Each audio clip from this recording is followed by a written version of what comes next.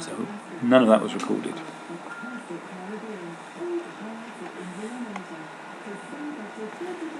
So hi, my name is Zebedee, and I've been a sales and marketing professional for over 20 years. I've worked in various environments. I've worked in retail, I've worked in consultancy, I've worked in marketing, I've worked for software development companies, and a large part of my job over the years has also been spent on the phone. And it's doing that very thing that so many people detest, cold calling. And there are a number of reasons why people dislike it. But also, it is a necessary evil and forms an essential part of any armory of any seasoned professional who's involved in business development, who's involved in creating opportunities from nothing. So, while I understand there are a great many technologies out there that are shortcutting some of this process, or short-circuiting some of this process, that does not mean to say that you can ignore the telephone as a tool. And what I was thinking about, in light of the recent posts, particularly the one by Townsend Wardlaw, that provoked such a response. In some cases, you could say outcry from a number of salespeople, but also, no, it was a response.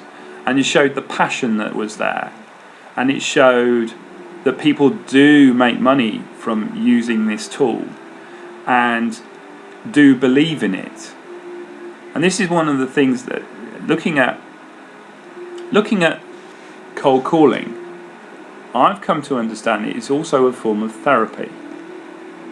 For me, that is. I'm not saying necessarily for anyone else. But it's taught me a number of things. So it's taught me, importantly, how to listen. Listen to what's being said, but listen to what is not being said. Really listen to that. Now clearly, if you are in full pitch mode, trying to sell your product or sell your idea, you won't always hear what the prospect is saying, the person on the other end of the line, that stranger. But listening is so vital, and not being afraid to pause is also important, to give things time to be assimilated. The second thing I've learned is the importance and the art of resilience. Now let's face it, in these uncertain times we all need to be more resilient. And that is one of the things that I've learned over time, is rejections are not to be taken personally. This is about business. This is about making a connection. If you don't make a connection, then there's something you need to refine. It's all information. It's all knowledge. It's all insights that you can use, again, to your advantage, for the benefit of your clients that you work with, for the benefit of the products that you're trying to sell into companies and organizations. So it teaches resilience. Cold calling has also made me resourceful. You're creative in your approach and the way you communicate. Now, when I say creative, I do not mean you lie. There is no percentage in lying to clients or prospects. No percentage whatsoever. And those that do, it's a fool's errand. Be upfront, be clear. Cold calling gets a bad rap for the very reason that people are not straightforward. They mumble where they come from, like they're ashamed of the company they work for. Be clear about who you are, the organisation you represent, and build that rapport. The essential thing with cold calling is building trust. And what I learned over the years is my ability to build trust quickly.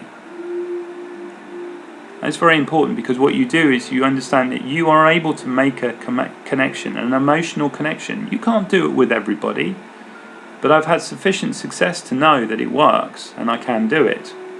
So what it restores is your belief in yourself. It helps with your own self-esteem.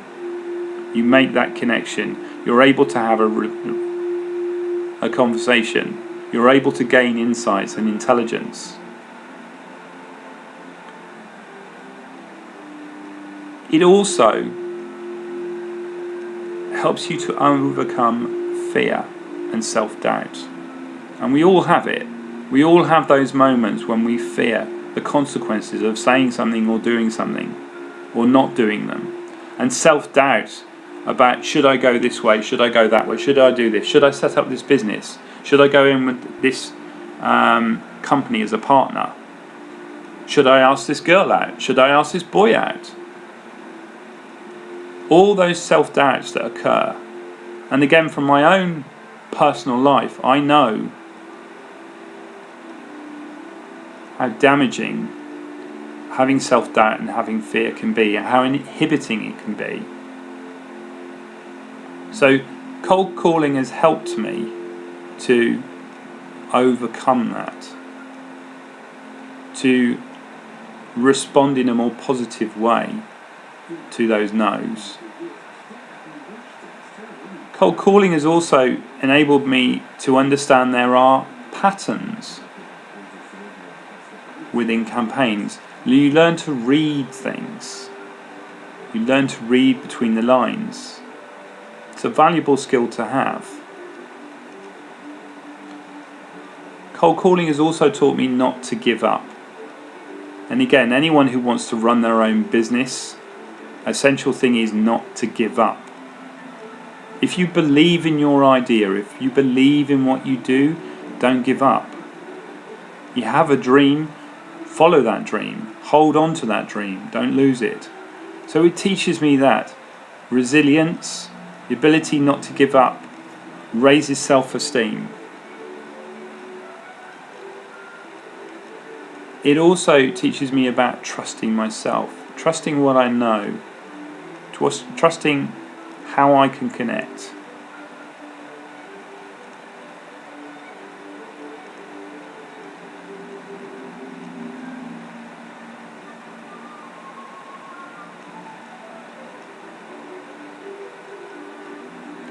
Finally, what it's also taught me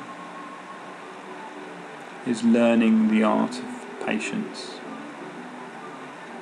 Not giving up before I've started something. To persist. To be tenacious and determined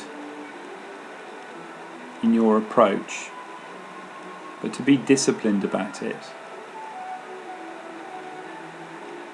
It's given me a structure. And while, as I say, it's never been my favourite thing, it's also been something that I have been reasonably effective at over the years. I know it works, and I know the art of communication is more paramount than ever. The ability to articulate ideas, to get a perspective across. Not force it down people's throats, but to get a perspective across. So I say long live cold calling, but also long live the art of developing yourself and believing in yourself. And from a personal point of view, this is what cold calling has helped me to do. That's a personal story. Not everyone shares it. But I think it's important to acknowledge how it's the smallest things that actually can have the most impact for all of us. Thank you.